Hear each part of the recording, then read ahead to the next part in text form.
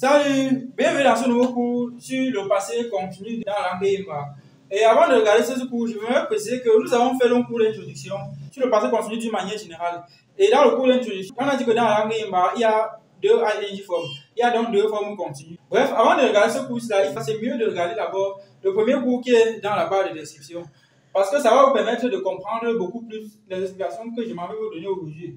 Et dans le premier cours, on a dit que, comme dans la langue Imba, il existe deux formes continues. Il existe deux ing formes. Alors, au passé, il existe aussi deux passés. Le passé continu 1 et le passé continu 2. Et on a aussi dit dans le premier cours que le passé continu 1 était segmenté en 4 passés. Parce que dans la langue Imba, il y a 4 passés. Et le passé continu 2 était segmenté aussi en 4 passés.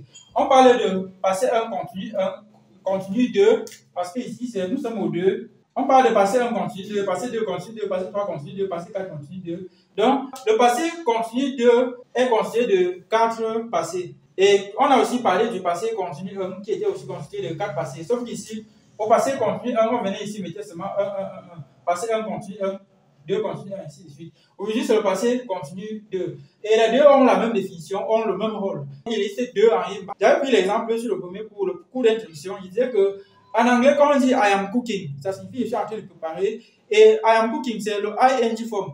En français, on traduit ça en disant je suis en train de. On ajoute en train de avant de mettre le verbe. Puisqu'il n'y a pas un équivalent exact avec le français, on utilise en train de. Maintenant, c'est la même chose dans la langue Imba, sauf que I am cooking là, il existe dans la langue Imba sous deux formes. Il y a le I am cooking du ing form 1 dans la langue Imba et le I am cooking du ing form 2 dans la langue Imba. Donc, puisqu'en Imba, il y a deux ing form.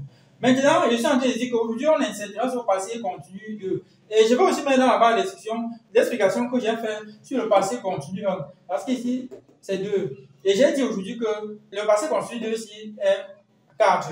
Parce que dans Imba, il y a 4 passés. Maintenant, je ne vais pas revenir sur toutes ces explications. J'en ai donné énormément au cours d'introduction. Et le passé continu 2 dans Imba, c'est la même définition que le passé continu 1. Ça permet d'exprimer des actions ou des éléments qui sont en train de se passer dans le passé jusqu'à un moment donné du passé. Donc, quand quelque chose est en train de se passer dans le passé, on utilise le passé continu dans la langue Imba pour cela. Et j'avais aussi dit dans le cours d'introduction que par abus, ça devait être en effet traduit avec l'imparfait. Parce que regardez ici, Tewamba Kerowu Ntongne. Quand on dit Tewamba Kerowu Ntongne, ça signifie Tawamba créait. Ou Tawamba était en train de créer. L'action créée de Tawamba là, on est en train de parler de cette action que Tawamba était en train de faire dans le passé à un moment donné du passé. Jusqu'à un moment donné du passé. Donc, Tawamba Kerowu Ntongne, c'est pas comme si peut-être Tawamba a seulement créé, sauf qu'on est en train de décrire l'action qui est en train de se passer dans le passé. Et j'ai aussi dit dans le cours d'introduction que le passé continue dans la langue Imba, que si c'était possible de ramener le passé dans le présent, alors le passé continu dans la langue Imba devait à chaque instant ramener les événements du passé dans le présent. Et dans une telle mesure, si le passé était transportable dans le présent, dans une telle mesure, on devait utiliser la forme continue du présent, qui est le présent continu 2. Donc, c'est en effet ça. Exprimer les actions ou les éléments qui sont en train, qui sont en train de se passer dans le passé jusqu'à un moment donné du passé. Et j'ai aussi dit qu'il n'existe pas un équivalent exact avec le français. Autrement dit, le passé continu de la langue Imba, ça n'a pas son équivalent exact en français, mais par abus, on utilise en train de, etc. On fait une seule adaptation. Pour ceux qui ont le livre de grammaire, ils voient à l'intérieur comment j'adapte pour que ça donne.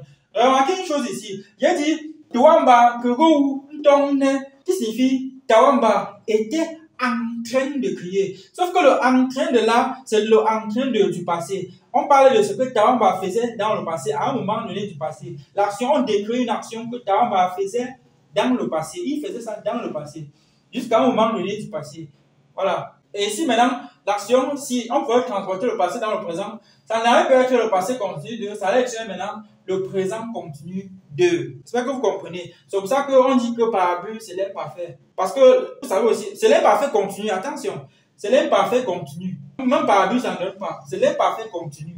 Ici, on a fait l'imparfait continu. Et maintenant, on le par abus, alors encore, on va dire l'imparfait. Puisqu'il n'y a pas un équivalent exact de ce temps verbal avec le français. Il n'y a pas une similitude exacte. Ce n'est qu'avec l'anglais qu'on a une sorte d'équivalence qu'on peut acceptable avec l'ing form. En anglais, il y a ce qu'on appelle le ing form. I am cooking, c'est le ing form. I'm dancing, ing form. Il n'y a que cette similitude-là avec la langue Yemba.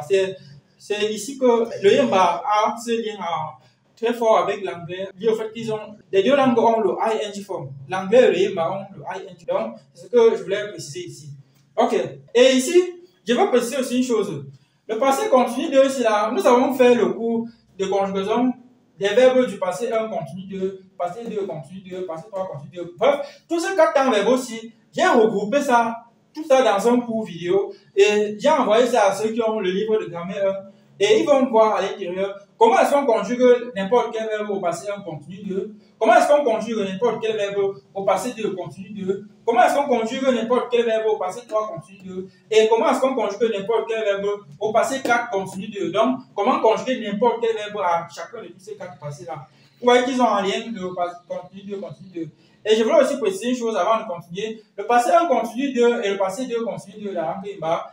Je veux préciser une chose. Ces deux temps verbaux aussi-là, ils ont un truc en commun, c'est que chacun d'eux a son marqueur et ils ont un seul marqueur. Le passé 1 continu 2 a un seul marqueur pendant la conjugaison. Ils utilisent un seul marqueur pour tous les pronoms personnels. Le passé 2 continu 2 utilise aussi un seul marqueur pour tous les pronoms personnels. Et le passé 3 continu 2 et le passé 4 continu 2, les deux, si chacun d'eux utilise deux marqueurs pendant la conjugaison. Par exemple, pour le passé 3 continu 2, comme ça a deux marqueurs, le premier marqueur sera utilisé rien que pour le premier pronom personnel et le second marqueur sera utilisé pour tous les restes des pronoms personnels. C'est pareil ici. Le passé 4 continu 2, ça a deux marqueurs et le premier marqueur sera utilisé rien que pour le premier pronom personnel et le deuxième marqueur sera utilisé pendant la conjugaison. Et si je dois continuer ici, vous voyez un peu comment est-ce que les phrases fonctionnent. Ici, Bengo, m'fait les si, les. Je répète, Bengo, m'fait les si, les. Qui signifie vous étiez en train de manger le riz ou est-ce que vous étiez en train de manger le riz. Et ici, à café le go sanga, à café le go sanga, qui signifie le café se versait ou le café était en train de se verser. La signification est un peu plus exacte avec le français. À café le go sanga, à café le go sanga, qui signifie le café était en train de se verser. Il précise en train de se verser. À café le go sanga. Et ici, Pogo Ndalkum, qui signifie elle était en train de préparer. On a en train de décrire l'action qu'on était en train de faire dans le passé, dans un moment donné du passé. Maintenant, l'imparfait n'est pas très exact avec la traduction. Voilà, je vous ai donné quelques phrases qui utilisent ça. Et j'ai précisé que les principes de conjugaison pour le passé 1 continu 2, passé 2 continu 2, passé 3 continu 2, passé 4 continu 2. Bref, pour tous ces 4 passés-ci, j'ai fait un cours bien détaillé sur comment conjuguer n'importe quel verbe dans le premier, le deuxième, le troisième. Bref, tous ces 4 passés-là, j'ai regroupé ça dans un seul cours vidéo et j'ai envoyé à ceux qui ont le livre de grammaire. Pour ceux qui ont le livre de grammaire, ils vont consulter le cours. J'ai expliqué d'une manière détaillée et j'ai même mis des trucs dans les explications qui ne sont pas forcément dans le livre. Et je voulais aussi poser aujourd'hui une chose, c'est que souvent dans les explications que je fais oralement, je mets souvent des choses qui ne sont pas dans le livre. Ça veut donc dire que quoi? Si vous vous contentez d'avoir seulement les livres que je mets à votre disposition et vous ne regardez pas les cours vidéo, il y a des choses que vous n'allez pas comprendre. Vous aurez des limites. Donc c'est aussi important de regarder aussi les cours vidéo. C'est pour ça que j'adosse à la fois les deux. Donc il y a des trucs, par exemple, pour ça, pour le passé continu 2, passé continu 2 et 1, il y a des trucs que j'explique, je mets dedans, que je ne mets pas dans le livre. Et ça sera aussi comme ça. Et je vais aussi faire des choses pareilles, beaucoup plus, quand nous verrons les adverbes. Parce qu'on n'a pas encore vu les adverbes, puisque je suis encore en train de mettre ça sur pied. Dans l'anglais, il existe ce qu'on appelle des polyadverbes et des adverbes simples. Les polyadverbes et les adverbes simples ont des façons différentes de fonctionner. Maintenant, dans l'explication, par exemple, des polyadverbes, je vais faire les cours vidéo. Dans les cours vidéo, il y aura des choses que je vais mettre et que forcément je ne mettrai pas dans le livre, etc.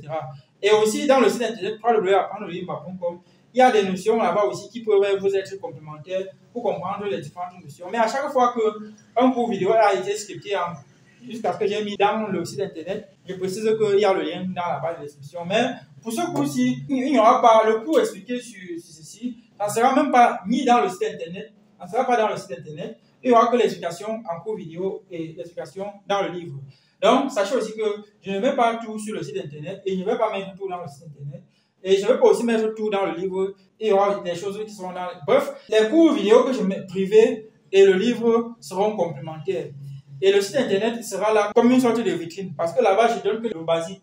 et je n'entre pas en profondeur. Pour ceux qui lisent les articles de blog que j'écris, ils peuvent se rendre compte que je donne que les trucs élémentaires pour comprendre maintenant les choses poussées. C'est tout. Donc le site internet est là que pour ça. Autrement dit, dans le site internet, si vous avez le livre et les cours vidéo, vous n'aurez pas besoin du site internet. Donc le site internet est là juste aussi comme ça pour compléter certaines notions complémentaires et aussi peut-être parfois pour mettre certaines phrases aussi qui peuvent vous être utiles au quotidien.